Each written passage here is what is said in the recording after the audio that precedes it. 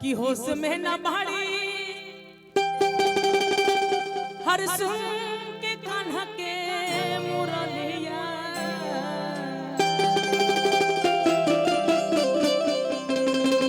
कि होश में न भाड़ी हर सुन के कान्हा के मुरलिया हर छम छम बाजे राधा रानी के पायलिया छम छम बाजे आई कि छम छम बाजे बाजे बाजे बाजे बाजे बाजे छम छम बाजे राधा रानी के पायलिया बाजे राधा रानी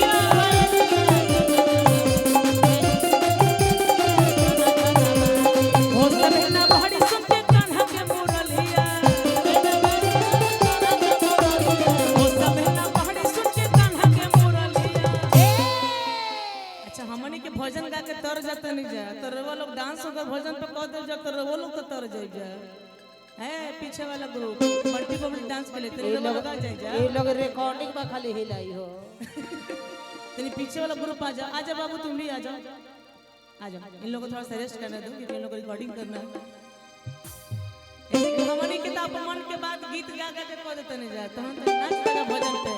तब मजा आई कि छम छम बाजे छम छम छम छम छम छम छम छम छम बाजे राधा रानी के पायलिया राधा रानी के पायलिया छम बाजे राधा रानी के पायलिया राधा रानी के पायलिया हो समय ना भाड़ी सुन के कान्हा के मुरलिया हो मेरा गाने सुन के राधा हो समय ना भाड़ी सुन के कान्हा के मुरलिया छम छम बाजे छम छम बाजे राधा रानी के पायलिया बाजे राधा रानी के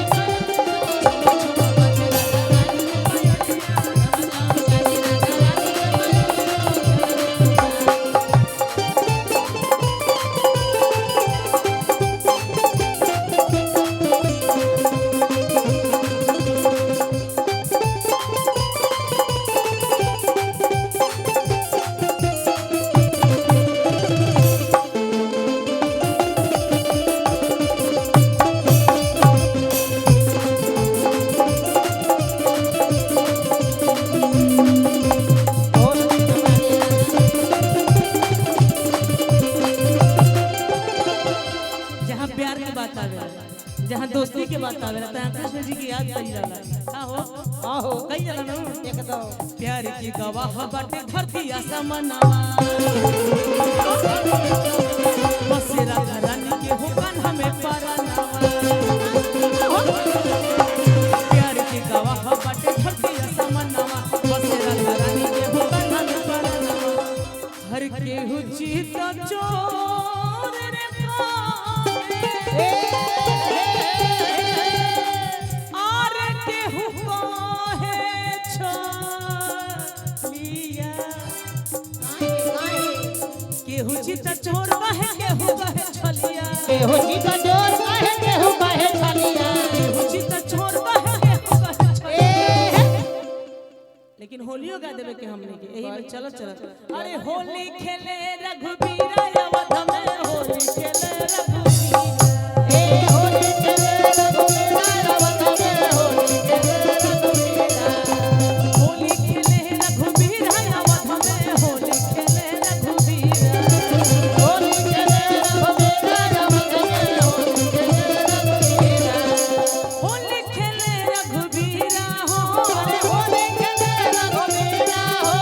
होली खेले रघुबीरा अवध में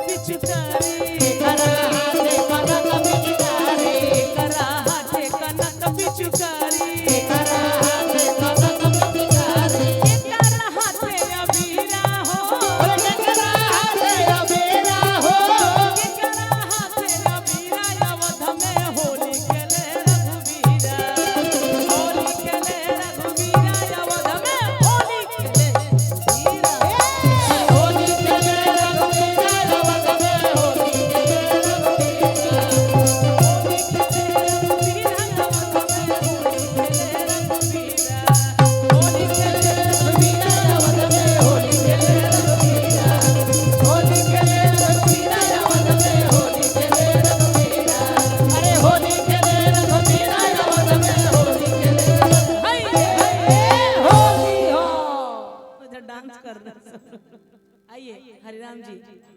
कहाँ? बस